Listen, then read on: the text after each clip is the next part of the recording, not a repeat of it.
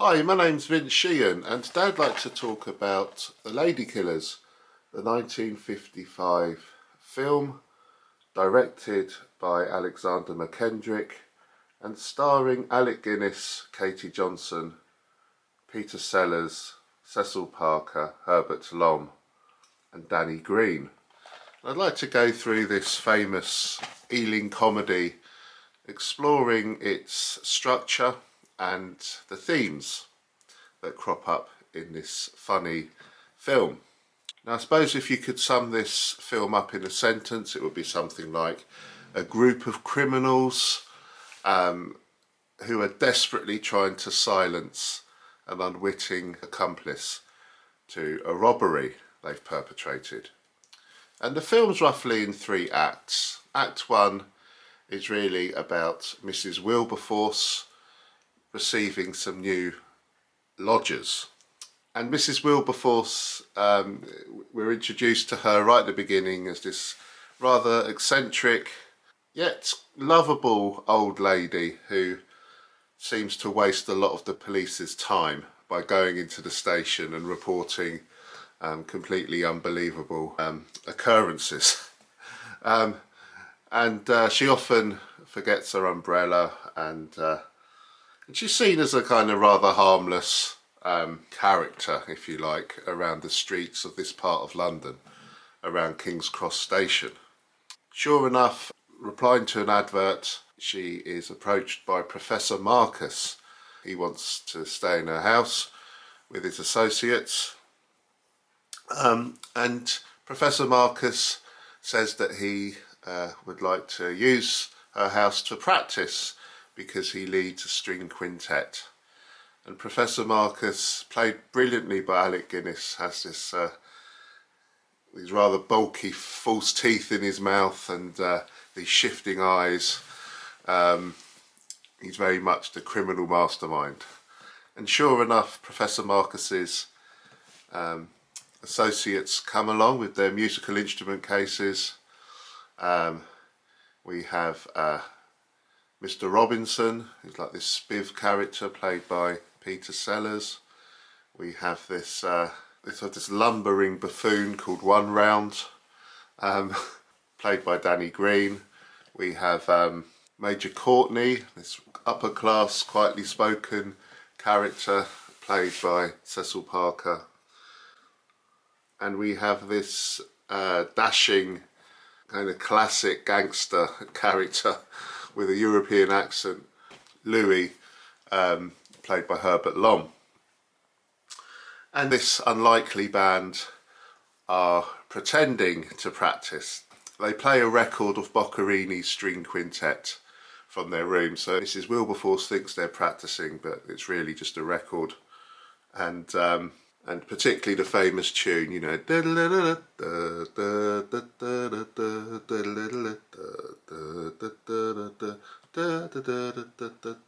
etc. Rather charming touch to this film, I think.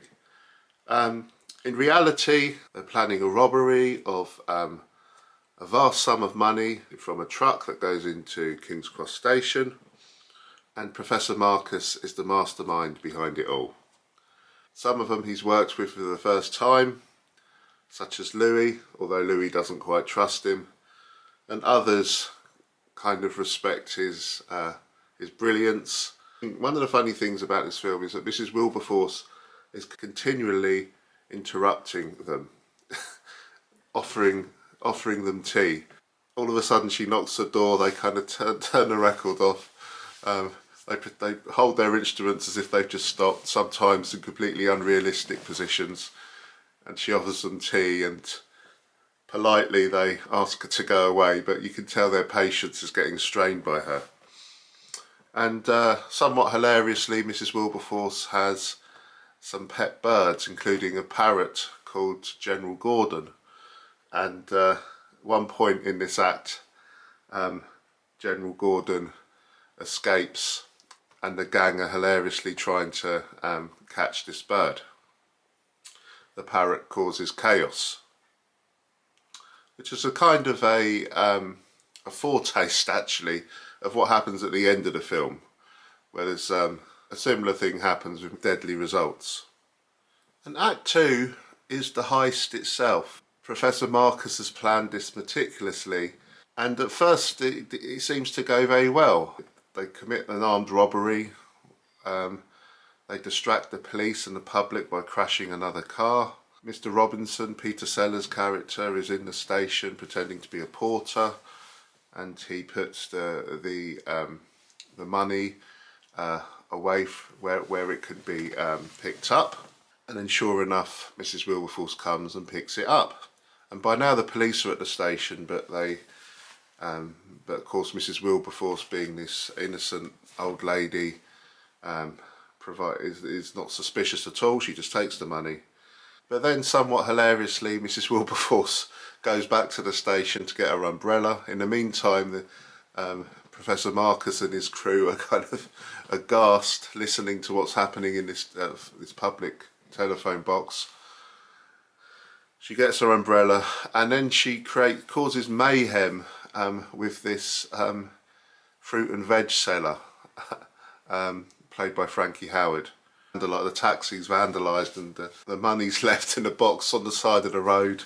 The criminals are beside themselves with stress, but eventually the police take this back, with Mrs. Wilberforce back to the house, somewhat ironically.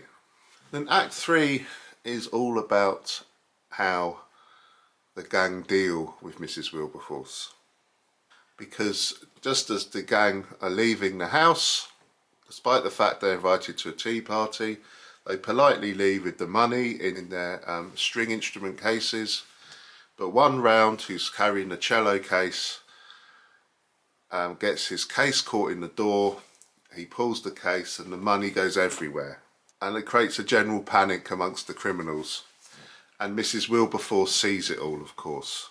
Now Mrs. Wilberforce is a problem that needs to be dealt with. And Mrs. Wilberforce isn't sure what she's seen until she sees a story of the robbery in the newspaper.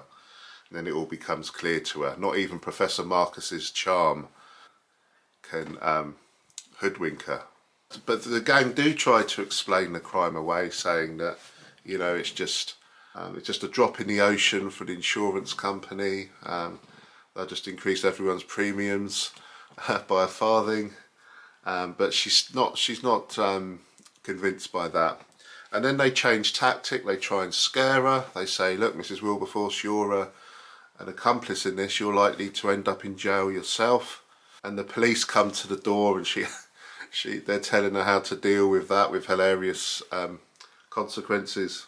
And then the rest of the film really is a hilarious sequence of inept attempts to murder Mrs. Wilberforce. That's the only way she's going to be silenced, they decide. And no one wants to kill her, but reluctantly they realise they have to. And first of all, Major Courtney draws the short straw. And he goes in and he realises he hasn't got the heart to do this. So instead he makes off with the money, everyone's money, through the window, climbs on the roof. But eventually he falls off, and the corpse is disposed of on the railway, on the back of a train. And then we have, and then Mr. Robinson, he draws the short straw, and again he can't kill her. He just hasn't got the heart for it. And while he's talking to Mrs. Wilberforce, she falls asleep, and then he uses that as his opportunity to try and make his getaway of the money. But then one round, who's taking a shine to Mrs. Wilberforce, he sees her as perhaps the mother figure he never had. He comes in, he sees Mrs. Wilberforce asleep, he thinks she's dead, and then he vows to go and find Mr. Robinson. And he does, and he kills him, and he gets the money back. And then Harry Robinson is disposed of on the back of a train as well. And then one round is killed by Louis, and then it's just Louis and Professor Marcus left. And they have this final showdown by the train tracks. And there's this wonderful moment at the end where Professor Marcus has the upper hand, He gets rid of Louis on the train, but then Professor Marcus himself is knocked off the bridge somewhat unexpectedly. You have to watch it to see exactly what happens. So the gang are killed themselves. Mrs. Wilberforce is still alive and she has the money with her. So then we have a short coda and Mrs. Wilberforce goes into the police station, as she does it right at the beginning of the film. And she explains that she has this money. But the police aren't really bothered with this. And they basically tell her, look, don't worry about it, Mrs. Wilberforce, just keep the money, you know, just don't bother us. So Mrs. Wilberforce goes off, a millionaire.